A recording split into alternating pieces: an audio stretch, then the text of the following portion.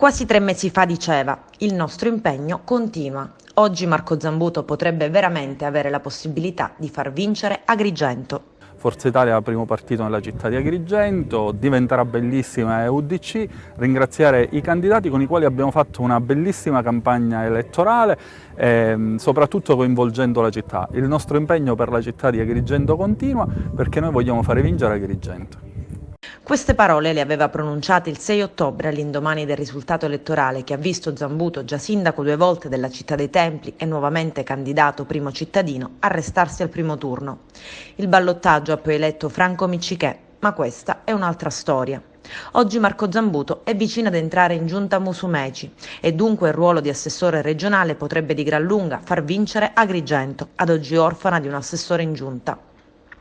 Ancora non è ufficiale, ma i 2 assessori regionali di Forza Italia e di Bandiera all'Agricoltura e Bernadette Grasso alla Funzione Pubblica saranno sostituiti rispettivamente dall'ex sindaco di Agrigento Marco Zambuto e da Tony Scilla, ex deputato regionale di Mazzara.